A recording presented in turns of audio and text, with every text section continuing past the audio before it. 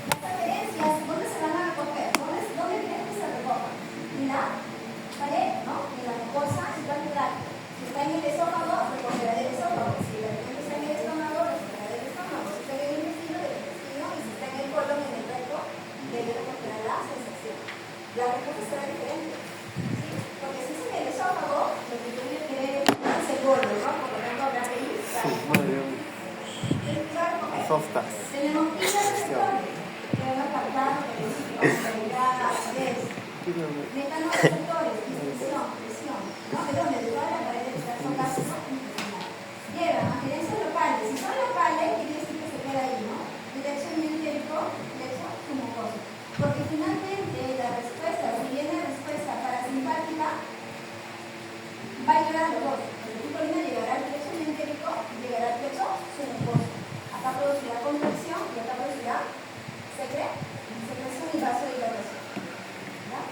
Porque la respuesta es la misma. Llega a los dos. Puede ir también a donde agencias al simpático y al vago también, ¿no? Y eso ya lleva la información arriba para tener otro tipo de respuesta. Diferencias simpáticas y parasimpáticas, que ¿dónde van a sacar? Hacer un efecto directo a, pero también pueden hacer un efecto sobre este plexo. ¿Queda claro, ya? Lo que es extrínseco, que es el simpático, el autonómico, puede tener dos vías. O bien estimula el plexo mientérico, de células y todo eso, o bien va directo y produce contracción. Puede ser la musculatura externa, la mucosa, sobre la glándula endocrina, ¿no es cierto? Y sobre los vasos. Ahora, si hablamos de reflejos largos y cortos, que se pueden preguntar, ¿no es cierto? Los reflejos largos estarán relacionados a aquellos que llegan a la médula o llegan a la protuberancia o llegan a la liseta. Reflejos largos, como por ejemplo el reflejo rotatorio. El reflejo rotatorio, el estímulo cuál será la presencia de las heces en el recto, ¿no? Distenderá la pared y automáticamente vas a tener una respuesta del plexo mientérico, ¿no? Se va a relajar el esfínter. Pero arriba tú no vas a dejar que se relaje el esfínter externo, porque el externo no lo controla. Entonces, contra él, si el involuntario se relaja, el esfínter tú lo vas a controlar y esperarás ahí a un lugar adecuado para poder terminar el proceso fisiológico de la relajación. Pero eso no es largo. Un reflejo corto es el reflejo gastroiliar, ¿no? Entonces, o gastroentérico, donde la presencia directa en el estómago va a originar movimiento en el intestino. Es un reflejo corto. ¿Con quién lo manda? Un plexo mientérico. Como es mientérico, es un reflejo corto o local. Diferencia del reflejo largo, que es mucho que sale. O a la médula, o a la protuberancia, o llega a ser la contracción. Eso se produce con el reflejo.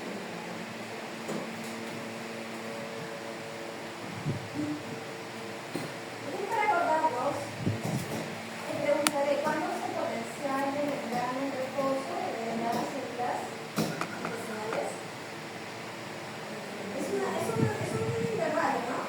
Ya lo habíamos hablado. Si no todavía, por ahí está. ¿Cuánto es el sistema de la neurona?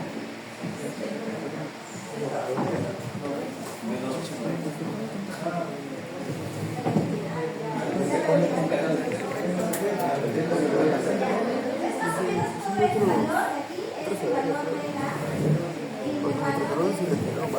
potencial de reposo de la intestino, ¿ya?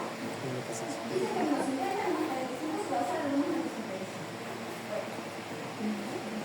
Entonces, estas son las que ves acá, se generan por apertura progresiva y constante de canales de calcio, que es una propiedad que tiene la célula de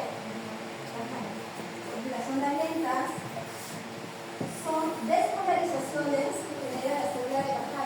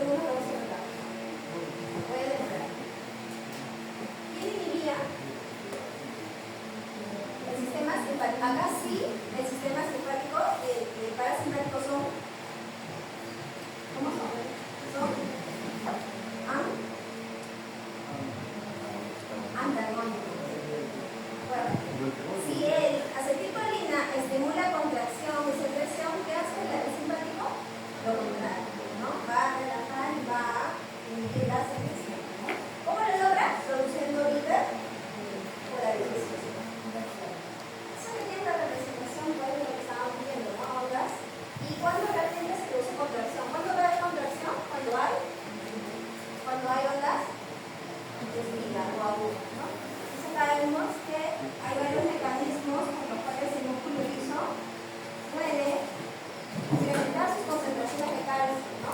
No solamente el estímulo va a ser nervioso, ¿no?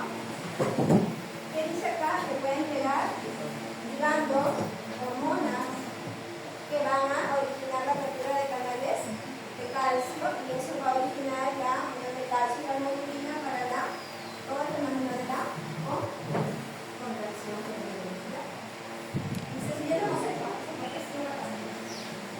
entonces acá es una representación de todos estos colores que ves, son las células de Cajal que están dentro de todos los planos musculares. No hay varios tipos de células de Cajal, solamente para que sepas. ¿Y qué son los responsables de la? Son los marcapasos. Ellos son los responsables del ritmo eléctrico de cada segmento. ¿Cuánto les dije que es el estómago? De 3 a 4. El ritmo eléctrico de 3 a 4 por. Sobre esa onda se va a generar máximo entonces 4 contracciones en un minuto. Máximo, no va a haber más. Si hay más, hay un trastorno de hiperkinesia. Si hay menos, hay gastroparesia. Un trastorno. ¿Ya? Entonces, el que tiene generalmente el menor movimiento entre el estómago y el intestino es el estómago. ¿Sí? El estómago. El duodeno es el que generalmente tiene más movimiento y menos.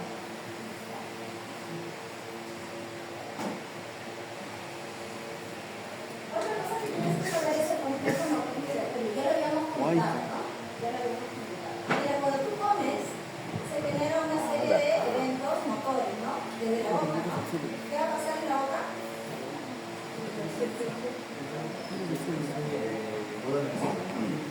¿Cómo se llama eso?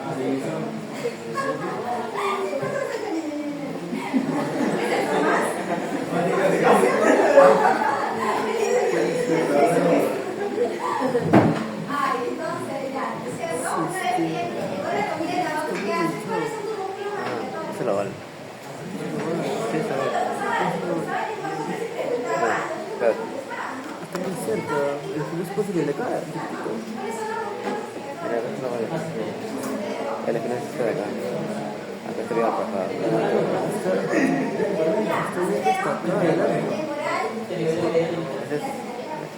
¿Qué cosa me dice? ¿Qué cosa lo vale? El redondo también tiene por ahí, es así. El redondo. No. Pero igual está un poco más atrás. Ahí está. Está generando así. No es arrajado. Es arrajado, ¿no? Arrajado. No. Sí. No, espérate. A ver, espérate. Tengo es arrajado. Pero es el más, ¿no? Es que acá puedes hablar o las cosas orbitarias, las cosas supraorbitarias, espérate. No, fisura orbitaria superior. O puede ser señal en conducto óptico, pero es muy arriba todavía. Creo que es la fosa orbitaria superior, la fisura orbitaria superior.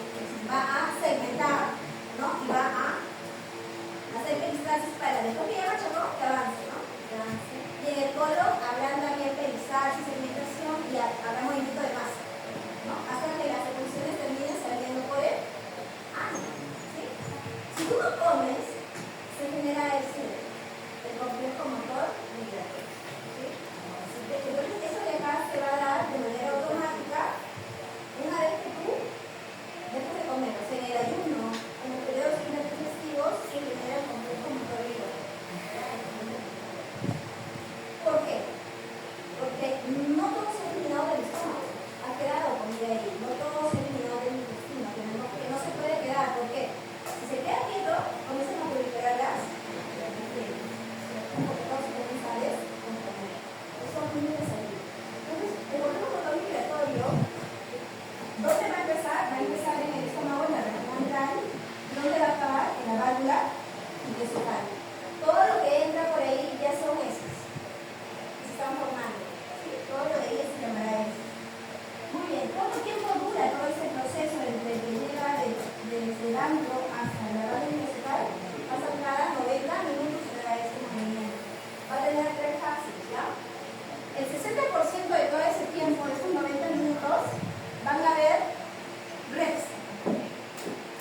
artificial químico manda eso, las células artificiales de bajar. ¿Hay contracción? No, no hay. Es la característica de la célula. No hay contracciones per se. En la 2 habrá alguna contracción esporádica irregular. Pero en la 3, que es casi la última parte, en los últimos minutos de su venga, ya se comienzan a generar de manera regular y sostenida contracciones. ¿Sí? En todo el tracto. ¿Ya? Va avanzando, va avanzando. Y esto va a ser gracias a la secreción de una hormona. ¿Recuerdas cuál era? Lo mencionamos en clase anterior. La motilina. La motilina.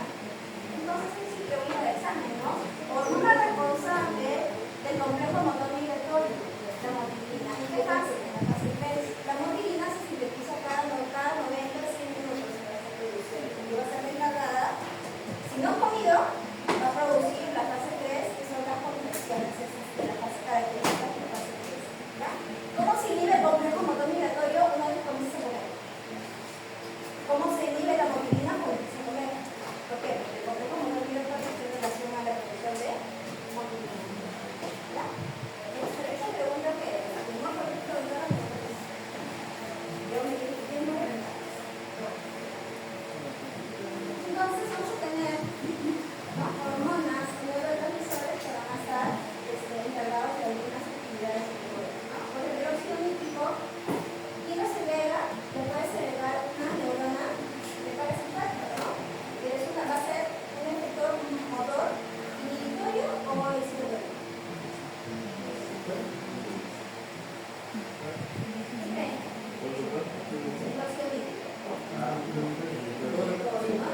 El esfínter va a producir relajación, entonces va a favorecer demasiado gasto. El péptido intestinal receptivo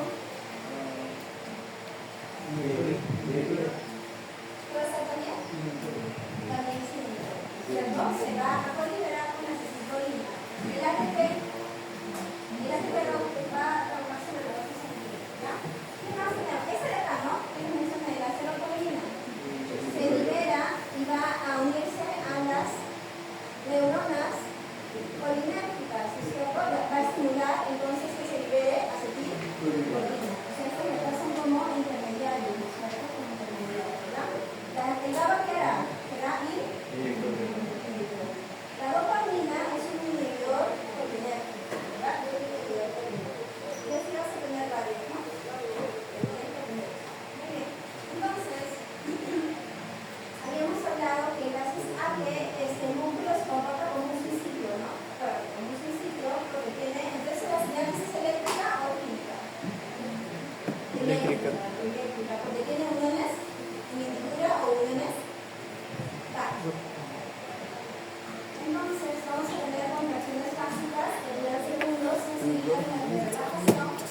Esto es lo que hace casi todo el tracto digestivo, ¿no? Éxtasis y precisamente el intestino de segmentación, ¿no? Y las contracciones tónicas que duran más tiempo son a cargo de los esfínteres, ¿verdad? En este caso, un representante importante es el esfínter ibérico. Oye, ¿cuánto te puso el Vamos a pasar al rango de cada uno. ¿Cuánto te puso el 17? La dilución, ¿no? Oye. La dilución. La dilución tiene tres partes. Tiene una fase que va a ser acá, oral. Tiene una fase. Atrás está la AFA, una parte faríngea, y al final de la faringe que inicia, se desahoga. Por lo tanto, tenemos una fase oral, una fase faríngea y una fase esofágica. Son tres fases. Vas a escuchar, la dilución es refleja, ¿no? Es refleja. Pero la primera parte oral es voluntaria. La primera parte es voluntaria, porque en esta hace lo que hace tu compañero, dijo, ¿no? Ay, cielo. Acá vas a hacer Bueno, más agitación. vas a mezclar un poquito. Vas a mezclar la comida, ahí sí entra el ¿Qué? diseñador, Respira. ¿no? El diseñador ¿Por qué? va a sacar la comida No, de ya, acá después lo y la mete adentro en el después centro lo del vestíbulo, la coloca la comida, ¿no? Por eso primero la cuestión de comparación espacial, ¿no? Se le queda la comida atrapada, porque el diseñador pierde el fondo, ¿no? ¿Sí? Se queda la comida atrapada, el diseñador empuja la comida porque está en la pared, ¿no? Detrás de acá. Muy bien, entonces esta parte la controlas, ¿no?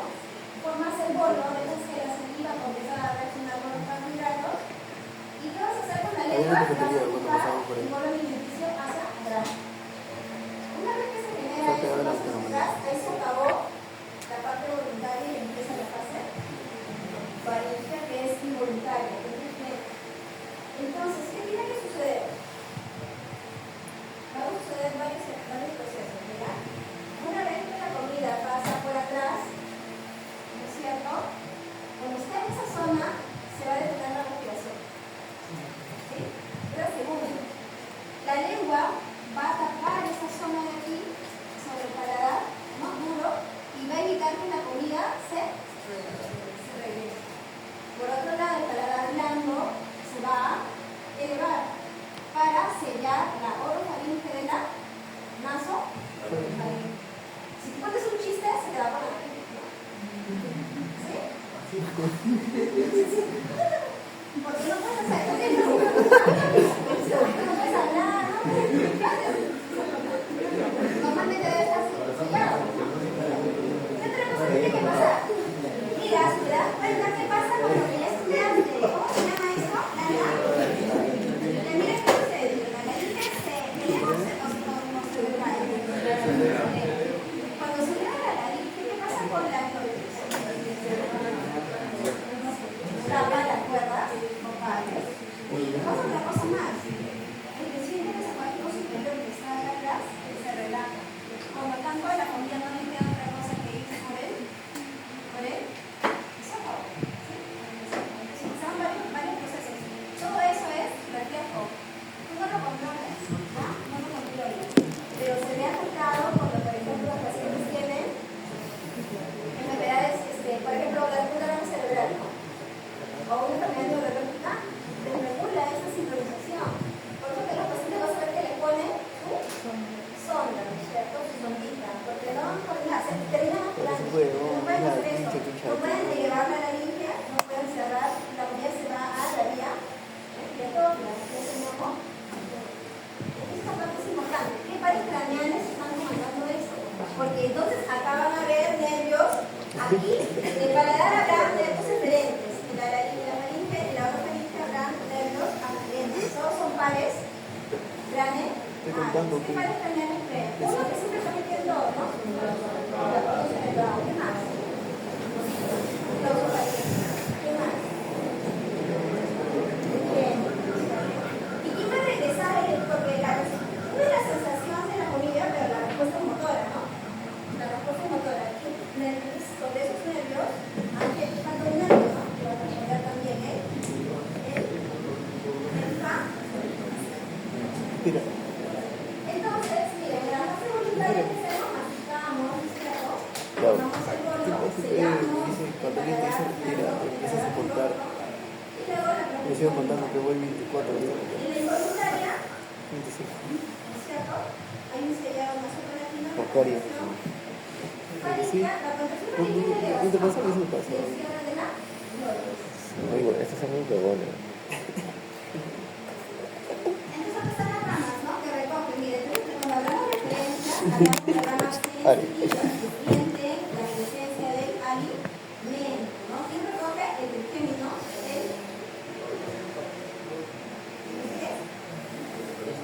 los alimentos, ¿bien? Entonces, si te fijas acá, entonces estas ramas de acá son del, mira que está recogiendo información de donde ven para del paladar blanco, ¿no? El grosso faríngeo está recogiendo No, que se le extiende. información de la No, para el pasillo.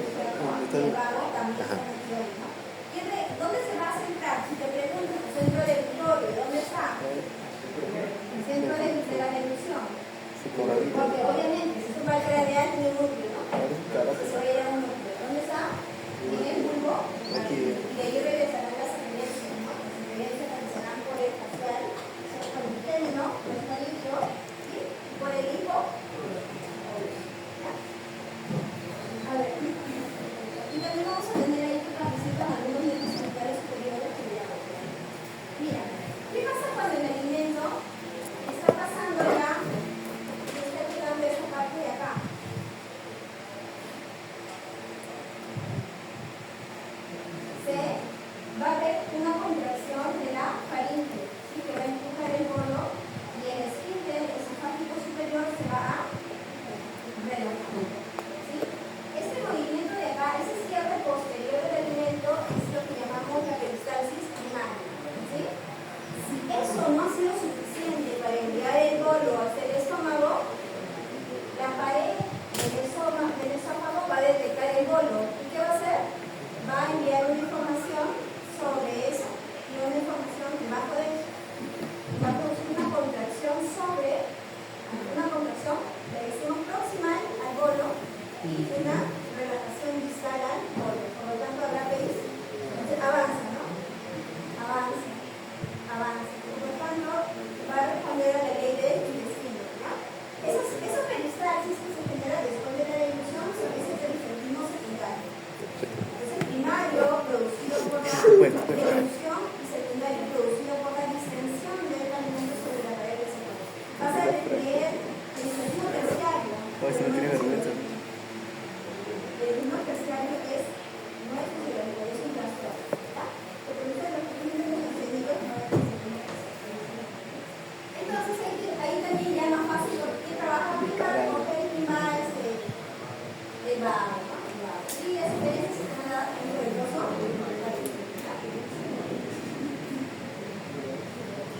Entonces acá te puesto una tablita, ¿no? ¿Quién se encarga de lo que es ya? Preguntosa. Movimiento de la lengua. ¿Qué va a planear? Goloso.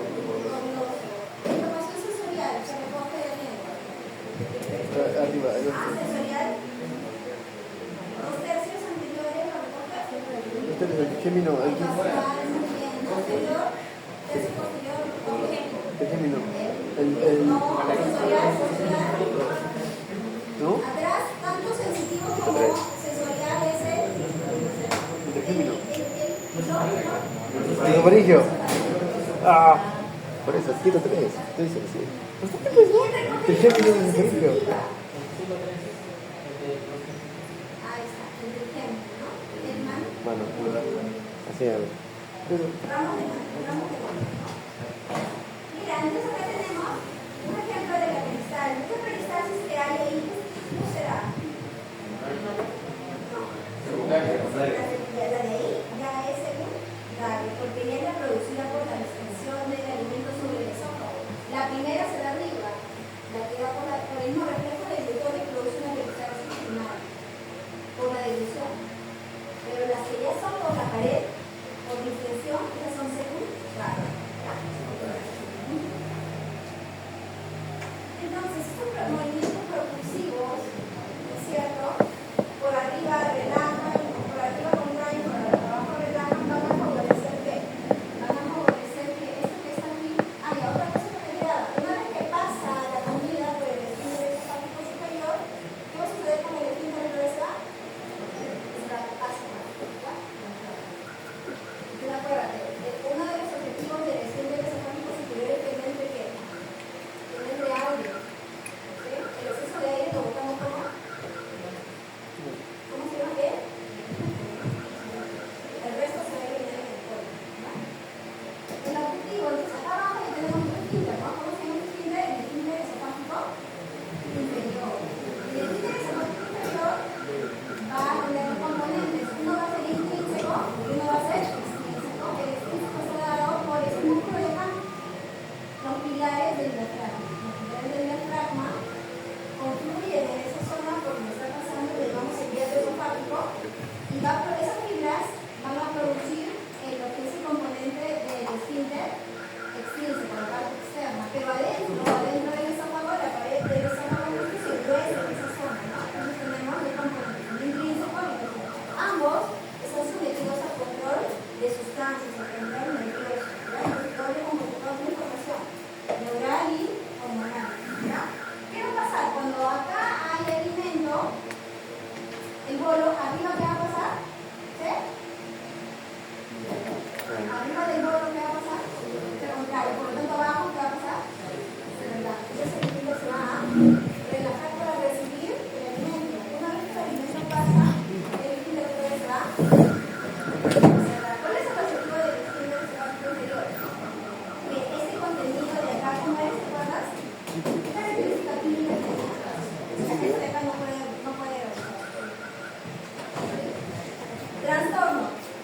reflujo. Se queda, el trastorno cuando no cierra se da el reflujo. Cuando se queda cerrado, ¿cómo se llama? Acalasia. ¿Sí? Sin reflujo es otro problema. ¿Por qué? Porque esa acidez va a comenzar a producir heridas, ¿no? En el esófago, esofagitis. ¿Sí? El esófago con el tiempo va a tratar de adaptarse a esa acidez y va a cambiar su naturaleza hasta que se vuelve un esófago raro llamado esófago de Barrett, ¿no? Y ese esófago de Barrett ya es una lesión precancerígena, ¿no?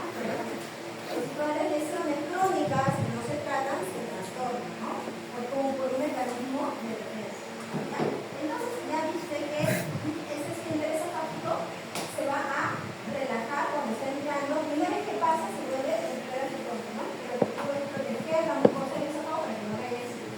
Lo bonito de acá también del estómago, que vamos a ver que el estómago en esta parte tiene baja presión, ¿ya? Otra cosa.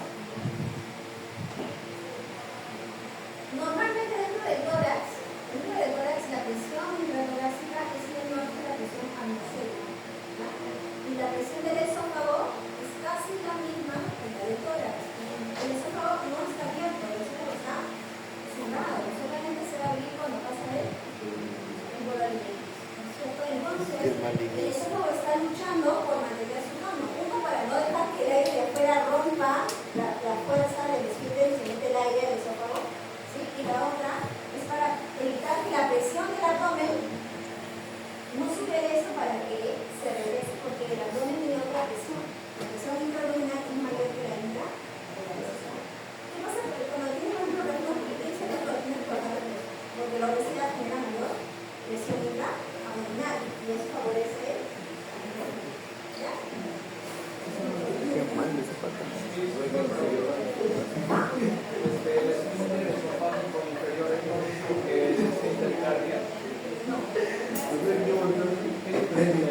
Mira, eso de acá, el esófago tiene tres partes: un esófago central, un esófago torácico, y esta porción de acá es el esófago abdominal. La unión del estómago con el esófago, esta zona de acá es el cardio. Este de acá es el esfínter esofágico inferior. Le quité un diferente. Acá aprenderás el ángulo cardiaco. El ángulo cardiaco.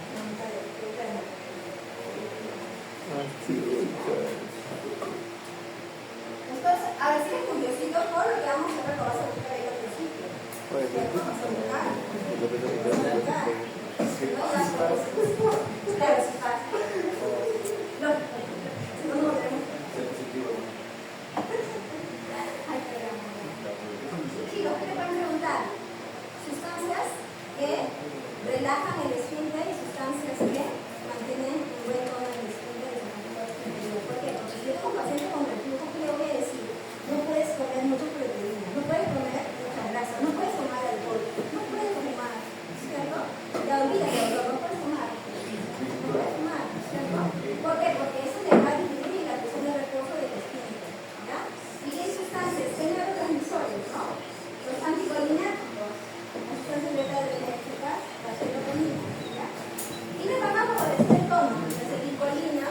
Mira, hay un alfa-adrenérgico y hay un beta-adrenérgico. Los beta-adrenérgicos relajan el esfínter y los alfa-adrenérgicos no. ¿Ya? ¿Te acuerdas de la leucimina? ¿La leucimina te acuerdas? La leucimina, ¿para qué usamos? En la sirena. ¿Para qué? Para mejorar el tono, ¿no? Bueno, la leucemia también va a aumentar la presión del esfínter. Se pueden preguntar qué medicamentos aumentan la presión del esfínter y la metoclopramida. La domperidona, ambos son antidopaminergicos. Dicen que tiene que ser la dopamina en el músculo, pero un inhibidor de la acetilcolina, ¿no? Entonces, si yo quiero más fuerza del esfínter de la acetilcolina, inhibiré al inhibidor, ¿no? Entonces, ellos son inhibidores, ¿verdad? Metoclopramida, domperidona. Entonces, lo que es el estómago es característico. Sabemos que el estómago tiene tres partes, ¿no? Fondo, cuerpo y ano. Fisiológicamente lo dividimos en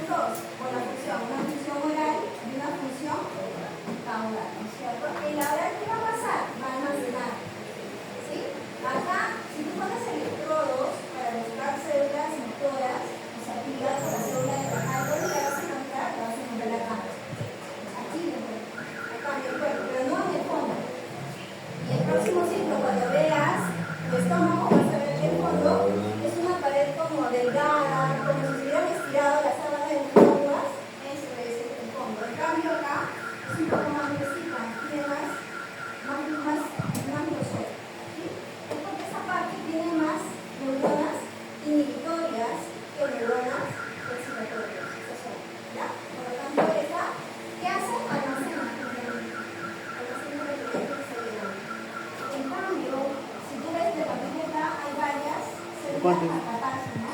Pero ojo, el marcapaso incontrola y comanda se divide en frecuencia, igual en el corazón. En el corazón no hay marcapasos, pero quien comanda es el usar porque si usted tiene mayor frecuencia, igual en el está acá en el centro del cuerpo. Entonces, este va a comenzar en diversos estímulos y va a abrir con contracción. ¿Cuántas etapas tenía el estómago? 3 musculares, ¿no? ¿Ya? Oblicuo era la. ¿Ya? ¿Ya?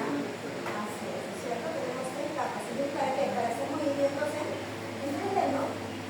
Entonces, hacer siempre movimientos generalmente de esta parte más aproximada a la distancia. ¿Ya? La que vas a tocar mayor cantidad de presión, esta de acá es una zona de baja presión, esta es una de alta presión. ¿Qué va a suceder acá? Gracias a que el esfínter tiene una contracción tónica, no va a dejar pasar todo lo que va a empujar, ¿cierto? ¿Sí? Solamente va a pasar todo lo que es líquido, ya sea procesado, va a dejar pasar por ese espacio que va a dejar que va a permitir el esfínter. El resto se va a regresar hasta que se siga degradando, ¿cierto? Se siga aplastando, transformando, digiriendo. Entonces, el efecto del empuje de esa fuerza en el antro sobre el hilo, de esa regresada, gracias a que está cerrado, acá se le llama en el gaito, las cosas que le llaman el bombeo o la bomba pitórica. La bomba pitórica es un sinónimo, ¿no? De que justamente solo pasan algunas cosas, lo más líquido, lo más procesado, y un poco de poco a poco va a ir pasando. Porque es importante que el vaciamiento sea lento para que no haya daño, uno sería para que no haya daño a la mucosa del duodeno, ¿no? ¿Para qué más?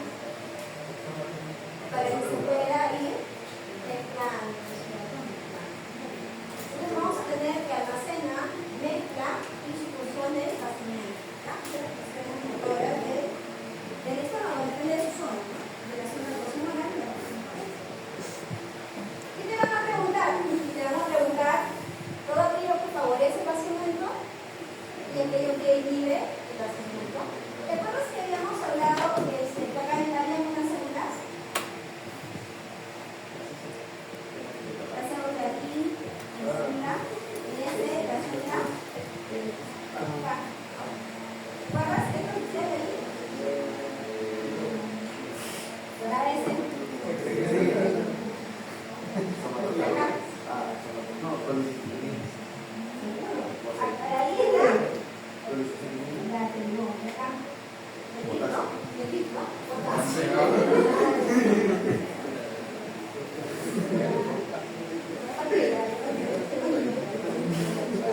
la clase anterior te dije que cuando se producía esto, ¿cierto? Cuando llega el líquido, llega el duodeno, va a estimular estas células, ¿no?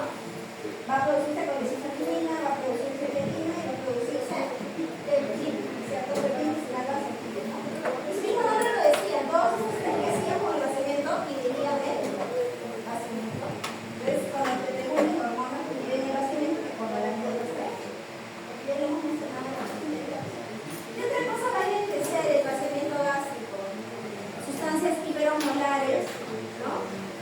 Elevada cantidad de alimentos con proteínas y peor si tiene grasa, porque las grasas se van a vaciar más lento, ¿no? ¿Y quién va a degradar las grasas? Las grasas que estimulan la colecitina, ¿no? La colecitina inhibe el vaciamiento, que es un círculo. Entonces, de repente te ha pasado, ¿no? Que tú dices, pucha, qué rico mi cerebrito que me he comido, ¿no? Mi cerebrito. ¿El cerebrito cómo es? Es isoformular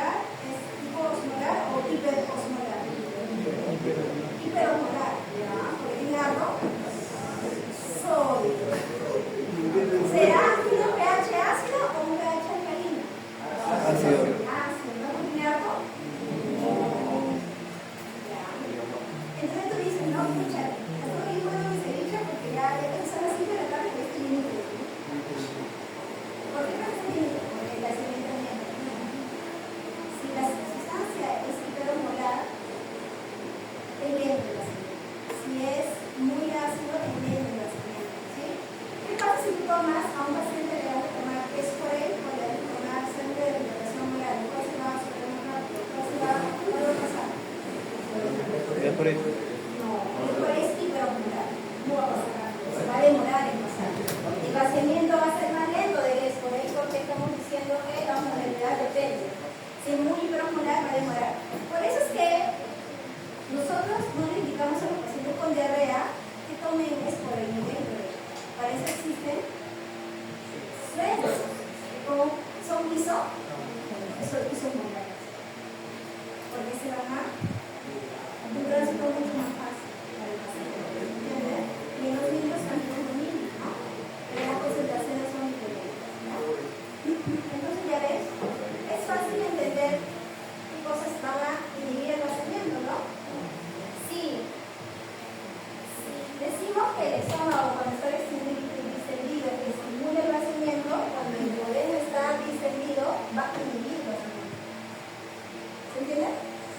Cuando esto está aquí, el alimento está acá, va a estimular el vaciamiento, se van a sacar. Y cuando está acá, va a inhibir el vaciamiento. ¿Sí? Pero es un tema de grande, es el show.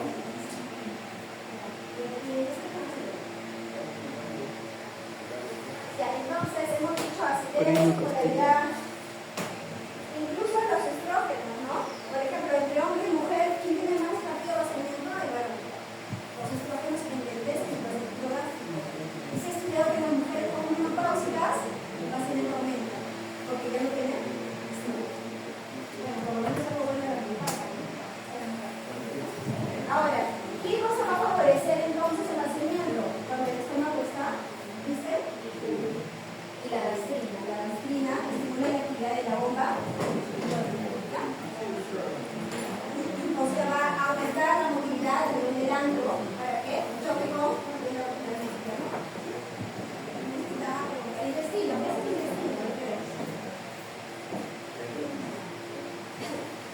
El intestino, ¿qué va a hacer? Mira, el intestino lo que tiene que hacer, ¿cuál es la función del intestino? Absorción. Por lo tanto, no puede pasar tan rápido, ¿no? Todavía le queda chama por hacer el intestino, porque tiene que fragmentar lo que no se ha fragmentado, seguir destruyendo, degradando. Y para hacer eso, ¿qué va a suceder? En eso va a haber porciones donde va a haber contracciones simultáneas. Y entre esas zonas va a haber contracciones. Por lo tanto, va a fragmentar, porque es función. ¿Para qué? Para que pueda tener más contacto con las microvellosidades. ¿Sí? Entre esos espacios va a haber contracción en varios puntos de manera simultánea. Es diferente al movimiento de peristalsis y de protección. Es diferente, ¿no? Ya una vez que está esto, también va a ser peristalsis. ¿Qué es la peristalsis? Finalmente, ¿en qué sentido va la peristalsis? De izquierda a derecha. De izquierda a derecha. ¿Cómo se dice? De oral a agudo. De izquierda a derecha.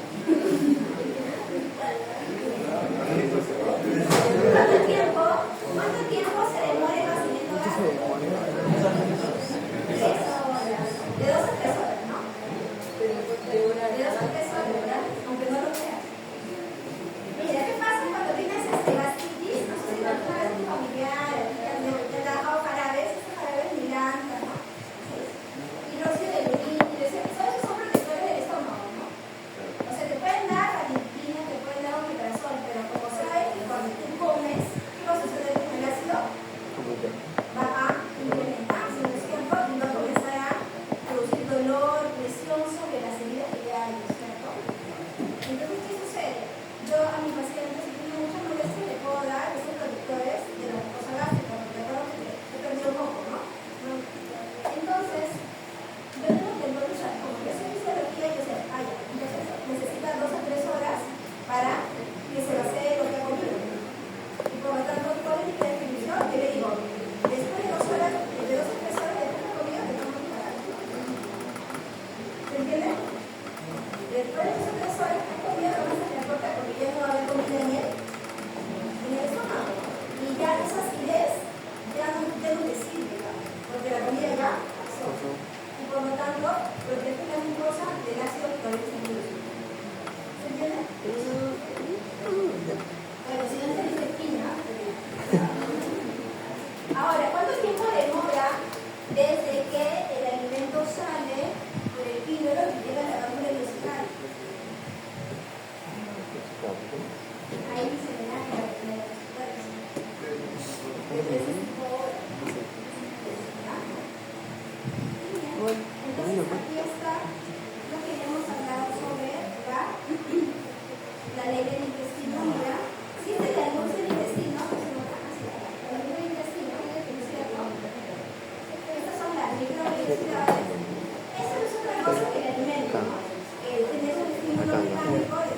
¿Qué siete número manos? 5.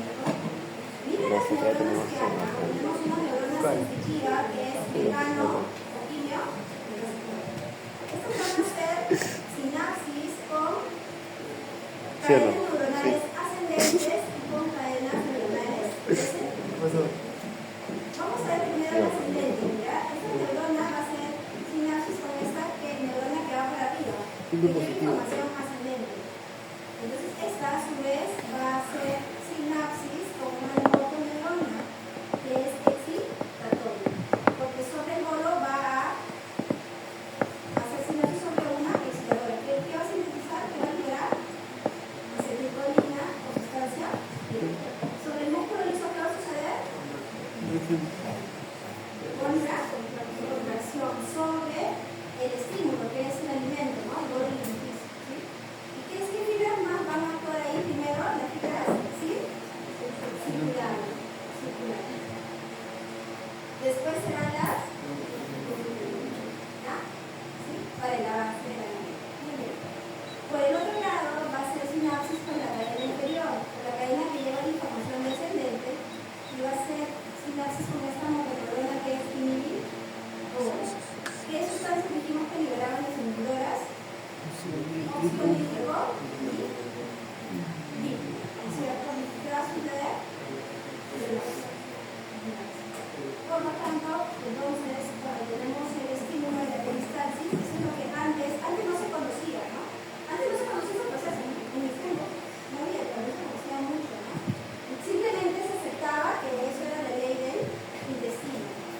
Se aceptaba que la contracción iba de oral a caudal, pero no se sabía por qué, ¿no? Posteriormente se descubrió que es porque hay una interconexión entre motoras que son estimuladoras y excitatorias e inhibitoras.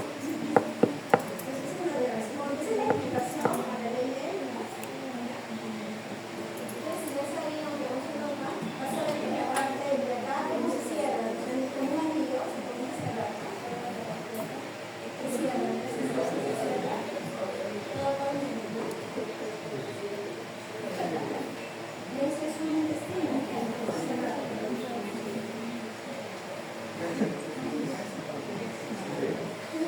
Entonces acá tenemos los famosos movimientos de la peristalsis. El intestino hace movimientos de tipo peristáltico, pero son movimientos de propulsión, o sea, para que el quimo avance, ¿no? A través de todo el tubo de vidrio para que se pueda hacer un fenómeno de absorción. La velocidad del quimo se puede mover un centímetro por minuto. Máximo de contracciones, ¿cuánto será?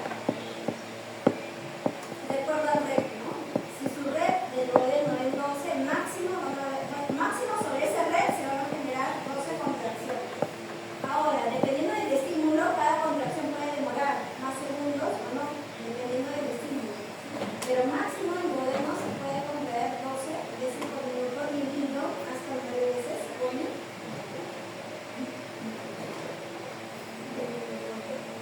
Entonces, ¿qué te pueden preguntar? Entonces, ¿qué cosa va a aumentar y qué disminuye la peristalsis intestinal? Esa es la pregunta. Si hay una infección y hay una irritación del intestino, ¿qué va a suceder? Con el que hago veamos, ¿qué cosa con el intestino? ¿Aumenta o disminuye el movimiento? Aumenta, se irrita, ¿no? Suelta, ¿cierto? Esa es la irritación intensa de la mucosa y una infección va a incrementar la salud intestinal, ¿no? Ahora, ¿qué sustancias, hormonas hemos estudiado que incrementan el movimiento? La gastrina, la CSK, la motilina, ¿no? De cabeza, pues tiene que haber movimiento, hemos hablado, ¿no? Fase 3, control migratorio. La contracción se debería formar, entonces la motilina es un estimulante de la contracción. La gastrina, CSK y serotonina. Hemos dicho serotonina también está metida en la contracción, ¿no? Serotonina también, ¿no? Pero ¿quiénes van a inhibir la motilidad? La secretina y el glutamato. Ahora, ¿qué otros movimientos se generaban cuando tú comías? Uno de esos es el reflejo gastroentérico, ¿no? Cuando el estómago se distiende, cuando hay reflejo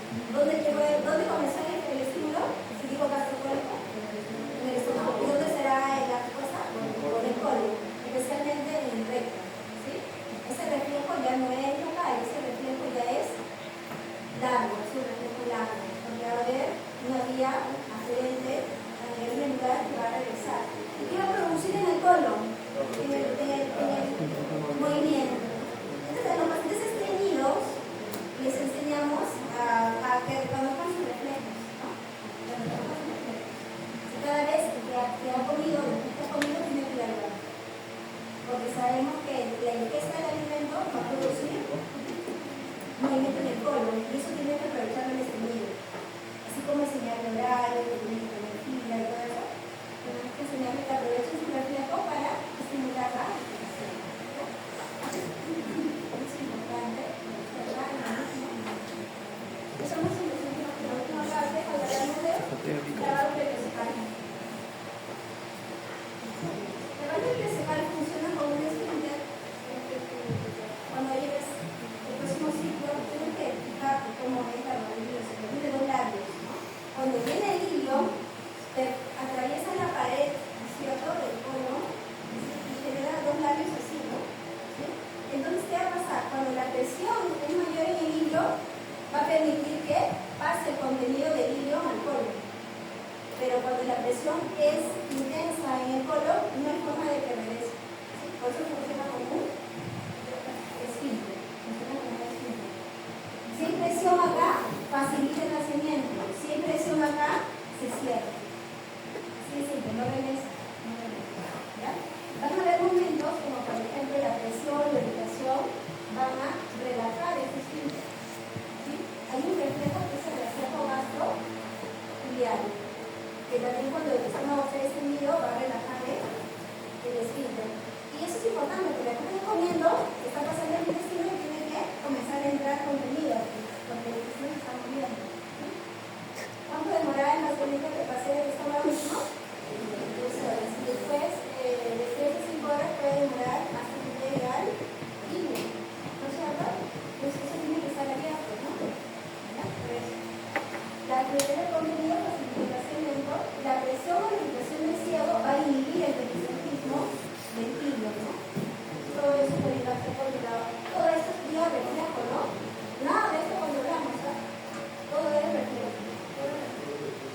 Ahora, el hecho de que esto se cierre, que se mantenga en un tono constante, ¿por qué crees que es importante?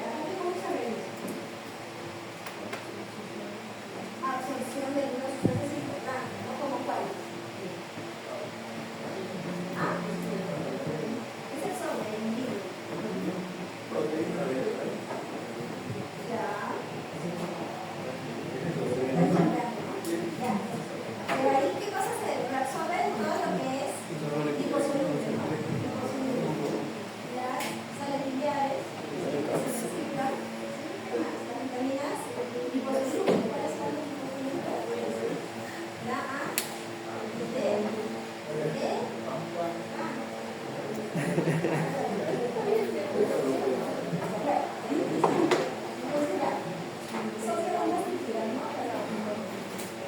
¿qué movimientos hace el colon? Ya para acabar, ¿no? Bueno, porque no hay más segmento que cada uno. Entonces acá va a tener movimientos de peristalsis, va a haber segmentación, pero otro movimiento que se llama acá característico del colon es el movimiento en masa. ¿Sí? El intestino delgado tiene anillos circulares completos, ¿ya? Entonces, el intestino se diferencia porque sus anillos son incompletos, porque son interrumpidos por esta fibra de la circulación que se va extendiendo, ¿no? Entonces, estos espacios que se generan cuando entra el contenido del mismo, que no se ha digerido, se va a comenzar a almacenar ahí y se comienza a dilatar. Entonces comienzan a formar unos chiquitos que se llaman las famosas austrias, las austrias, ¿ya? Ellos van a almacenar el contenido ya de las heces y va a ayudar. El movimiento típico es el movimiento de masa, ¿no? Que hace heces y ayuda a movilizar el contenido de lo que está en el colon ascendente al transverso y del transverso al descendente, ¿ya? ¿Cuántas veces se da al día? De 2 o 3 veces al día se hace ese movimiento, ese tipo más, ¿ya? Pero es importante porque hemos dicho que quien maneja principalmente el agua es el intestino, siempre el intestino del agua. Pero lo que le queda al colon es manejar el resto de lo que no se ha absorbido. Su función principal es esa, ¿no? Y luego almacenar las heces. Entonces, mientras más tiempo se quede las heces en el colon, va a hacer su trabajo, ¿no? Mientras más tiempo se queda, hará su trabajo que es absorber agua. ¿Y de qué va a pasar con el resto del año? Lo van a tapar.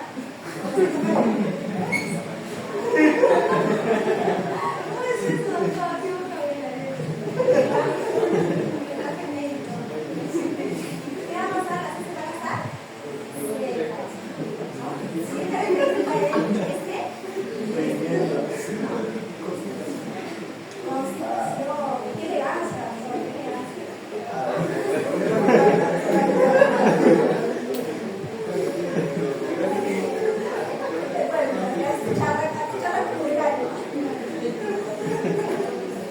entonces, mientras menos tiempo se quede, las deposiciones en el colon, las heces van a salir más fluidas, más líquidas, ¿cierto? ¿Y qué pasa si hay mala absorción en el intestino? Las heces van a pasar, ¿no? Si hay mucha hipermotilidad, si el intestino delgado tampoco se va a dar absorción, y las heces van a pasar casi líquidas. Entonces, eso de ahí es importante, ¿verdad? Entonces, ¿cuánto tiempo se espera desde que entra acá hasta que llegue a su inmueble? Más o menos, ¿cuánto tiempo puede pasar de 8 a 15 horas? Y en ese inmueble se puede quedar hasta 72 horas.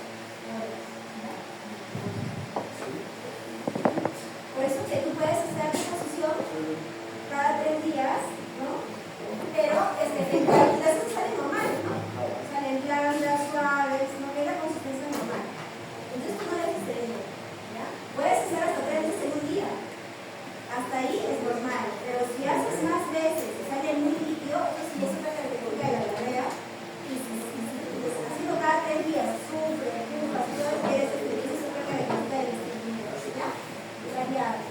Esos son movimientos en masa que te digo que son de 1 a 3 veces por día y que se puede dar 15 minutos después del desayuno. Por eso que te digo, hay que aprovechar cuando recién estreñido de siempre, ¿no? Que tengas horario, ¿no? ¿Sí? Que tengas horario para que aproveche después de comer y intente hablar. Esto va a pasar con los niñitos, ¿no? Los reflejos respiratorios, que vamos a ver ahorita, en los niños hemos marcado apenas comen después de eso, está haciendo la función. ¿Lo ves? Entonces acá, cuando hablamos de reflejo respiratorio, hablamos de un reflejo largo, ¿no? Normalmente, cuando estás en posición, mira, este de acá, esta es la cresta ilíaca, esta es la cresta, a partir de acá, eso se llama colon sigmoides. Una vez que entra el anillo pélvico, todo esto es el recto, ¿no? A nivel de ese cresta, ¿no? Recto y este de acá es el área, ¿no? Entonces, normalmente cuando tú estás en posición, ¿no es cierto? Toda la parte del recto queda vacío, ¿sí? Donde, si tú colocas un colonoscopio, vas a ver veces todavía que se están juntando en el sigmoides. Entonces, ¿qué va a suceder? Conforme se va llenando esto de deposiciones, llega una presión mínima que se dice teóricamente que es 18 milímetros de mercurio, donde tú ya sientes estas informaciones que son recogidas por vía simpática y parasimpática viajan a la médula y te suben a la corteza y te avisan que ya tu recto está lleno. Automáticamente, ¿qué sucedió? De acá recoger información ya se fue al destino. ¿Qué pasaba? Ya, entonces tienes que recordar que cuando existe la alarma, vamos a escapar por el terremoto. ¿Qué se equivoca? ¿El sistema autonómico? Es simpático. ¿Qué pasa con los esfínteres? ¿Se cierran o se relajan? Se cierran. Ah, se cierran. Entonces, el simpático que va a comandar en el esfínter interno, ¿va? Es oscilatorio, contracción. ¿Está bien? Contracción. ¿Ya?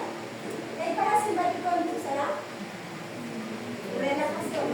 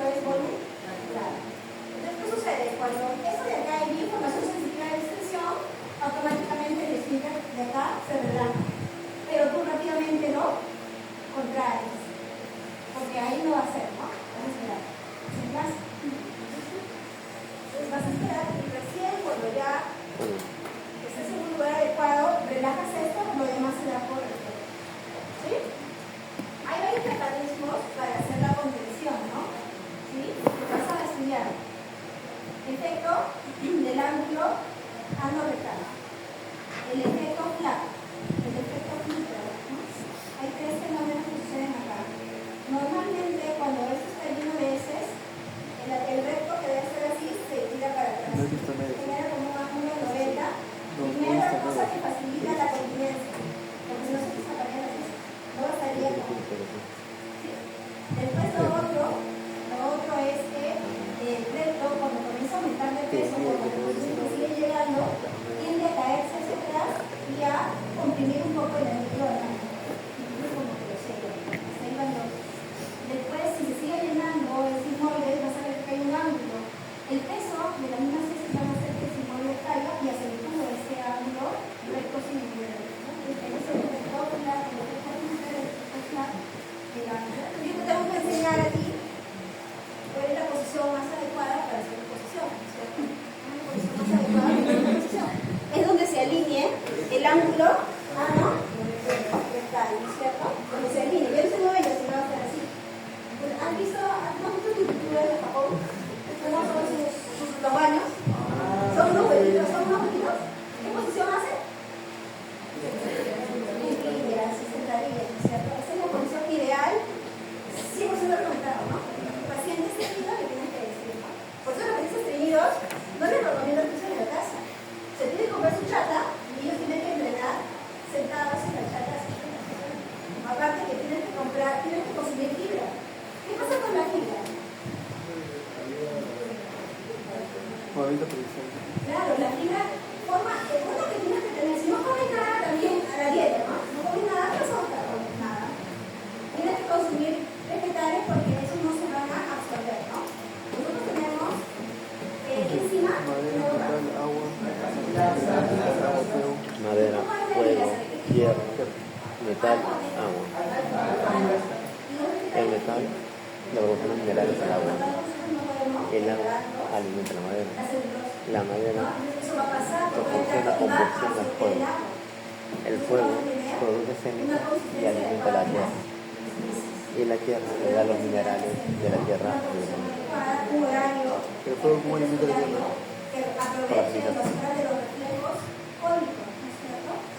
¿Bueno? Así o así ¿Cómo se llama el reflejo que se llama baño en las mañanas? El reflejo gordo. Eso tengo que decirlo en la presentación, se lo enseñó el cosas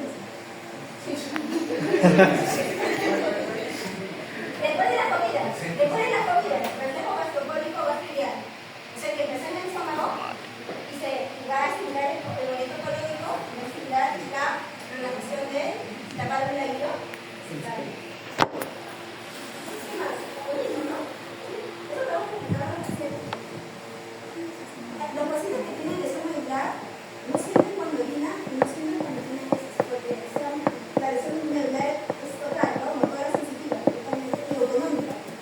Todo se puede cambiar lesión medular, ¿no? Entonces, ¿qué sucede? Pasan los 5200 milímetros de mercurio y automáticamente esté donde esté, se va a relajar ese esfínter externo. No te va a relajar, así que tienes que tapar. Eso va a servir, y estos reflejos también le sirven a los que tienen lesiones incompletas. Los pacientes con lesión medular incompleta se le dice, la carga que comes aprovecha para que se haga un horario, ¿no? Porque ellos no sienten. Es difícil, ¿no? Entonces acá vemos cómo se genera el reflejo. Esta representación es como viaja el estímulo de la distensión, ¿cierto? De las heces en el recto, viaja a la médula y sube a dónde? A la corteza y te das cuenta. Y luego regresa. ¿Cuál es la respuesta voluntaria? La voluntaria va a regresar por el nervio y te vas a conocer el próximo ciclo, vas a ver el ¿no? Entonces el nervio no solamente va a contraer el esfínter externo, sino que también va a contraer todos los músculos que están en el piso pélvico, ¿no? Vas a ver que hay tres fascículos, ¿no? El hipococcipio, el tubococcipio, el tubo rectal. ¿No? Tres que están acá abrazando el esfínter, el tubo rectal abraza el esfínter anal externo. Entonces eso aumenta, esos son fenómenos de mecanismos de continencia, ¿no? Lo otro ya es el reflejo claro que la mayor parte del tiempo también estamos en la analización, la mayor parte del tiempo estamos en fase de llenado, ¿no? Casi que estamos en fase de llenado. Solo hay momentos en que dejamos que el reflejo de la visión se manifieste, ¿no? ¿Sí? Cuando ya estamos entrando, ¿no? Hemos notado la magnitud de vista. Ya que bueno. Entonces,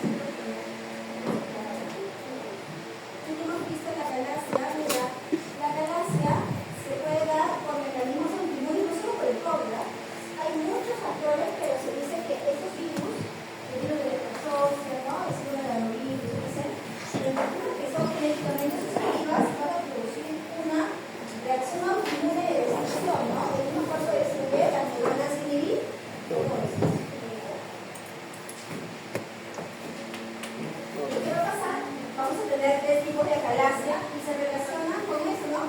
¿Quién fue Cajal? ¿Quién fue Cajal? No sé.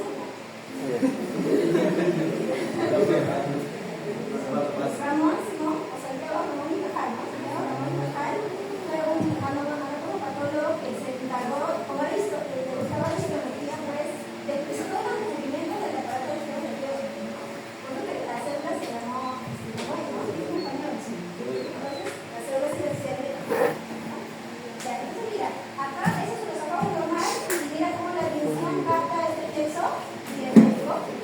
Y acá conforme vamos pasando los tipos de acalasia 1, el problema sobre este esófago, el interés la 2, el problema está en que acá hay más presiones porque ya está reteniendo volumen de alimentos y la otra es un estómago totalmente espástico, ¿no? Esos son los tipos que se representan porque va desapareciendo lo que claramente se ve acá, ahí casi no existe.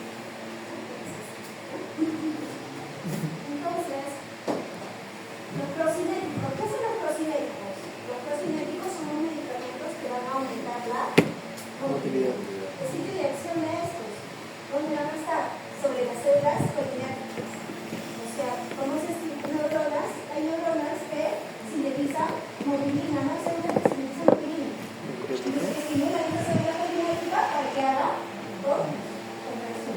Hemos dicho que tenemos, por otro lado, neuronas que sintetizan serotonina. Porque la serotonina también tiene un receptor y también va a producir contracción. Pero ¿quiénes van a inhibir? ¿La dopa? Son inhibidores, porque la neurona colinética tiene el receptor para dopamina. Y en este marañón de neuronas también tenemos neurona dopaminética, por eso que los tratamientos. Yo tengo un sistema lento, más bien empachado, ¿no? Las orquinesas, ¿qué hacen? Te dan inhibidores para que dejen que simplemente trabaje la acetilina. Y también tenemos acá colinesterasa, o sea, quiere decir que también podríamos medir la acetilcolinesterasa. ¿Qué hacen los antiespasmódicos? Generalmente, estos receptores MU son receptores de clase.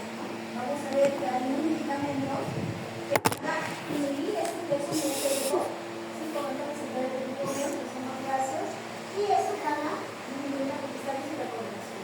Solo en algunos casos, porque se evita la melanina, ¿no? Se evita la melanina. Muy bien, entonces, antes de que te vayas,